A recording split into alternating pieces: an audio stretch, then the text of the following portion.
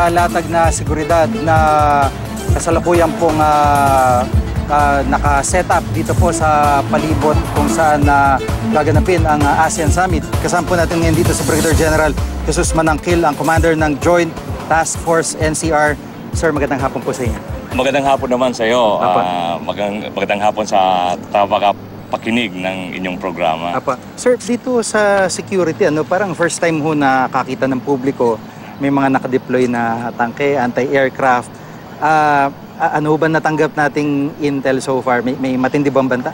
Wala naman tayong so far natatanggap ng mga banta ngayon ng iba't ibang threat groups. However, sa atin, nag-prepare tayo sa anumang klaseng senaryo na mangyayari.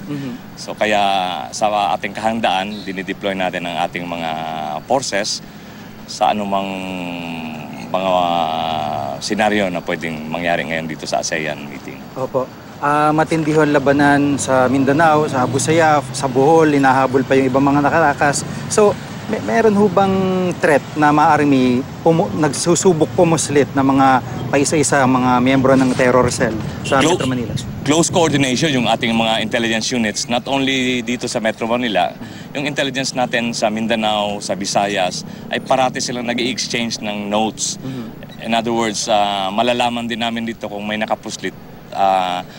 Dito sa ating Metro Manila, marami tayong operating arms ng intelligence at sinusubaybayan natin yung tinatawag nating safe haven nila at malalaman natin kung mayroong magagawi rito na from Mindanao. So far, wala tayong namomonitor na gano'n. So ibig sabihin, hindi lang yung mga normal na port, normal na pangkaraniwang pantalan po yung minomonitor din ninyo? Lahat ng mga anggulo na pwede nilang pasukan kasi alam mo, nag-iisip din yung mga terorista na yan, nag-iisip din na alam nilang binabantayan din sila sa mga regular na lungga nila. Kaya yung mga other areas na posibleng susulputan nila ay nandun dun po tayo. Sa preparation po natin ngayon, hand in hand with the police and the Office of the Civil Defense, talagang tighten po.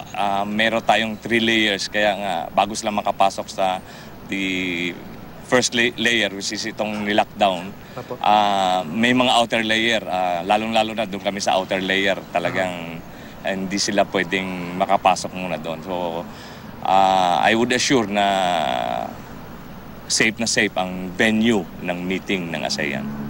Yung possibility ho na kung alam ho nila ngayon na matindi yung security ito sa area, sa ibang area naman may mga intel din ho kayo nakakalat, ibang area manggulo? Sa Metro Manila, wala tayong problema. Meron lang tayong nababalitaan, may balak yung normal naman na mga rally. But dito ay iba naman yung mga issue ng mga rally na to about the labor. Pero hindi ito about the ASEAN.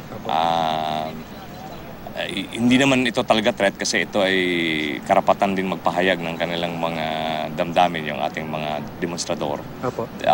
Hindi ito matatawag na threat talaga dito sa ASEAN, yung sinasabi nating hostile na threat. At sa kabila ho nung latag ng seguridad na kinasapo ninyo, importante pa rin pag minsan talaga yung participation ng mga komunidad. So, bilang panghuli po, anong panawagan niyo sa mga kababayan po natin? Sa ating mga kababayan, itong ASEAN ay para sa atin to. Ito ay benepisyo para sa Pilipinas. Ating dapat maging dangal ito na tayo ang naging host ng anibersaryo ng 50th anniversary ng ASEAN. Marami tayong oportunidad dito na para sa ating ekonomiya at sa ating social aspect. At ipakita din natin na ang Pilipinas ay progresibo, papayapa na bansa dito sa ating mga bisitang mga taga Southeast Asia. At rest assured, we have prepared for the security nitong ASEAN with the PNP. Nakalatag po ang mga security forces natin. We have staging areas everywhere. Of course, hindi natin pwedeng sabihin ang detail na ito. Ang militar po ninyo ay nagkaroon ng brainstorming nito up to the worst case scenario, pinaghandaan po namin ito. Apo. Salamat po sa pagkakataon at update. Salamat po. Salamat po. Salamat, sir. Si Brigadier General Jesus Manangkil, ang commander po ng Joint Task Force NCR.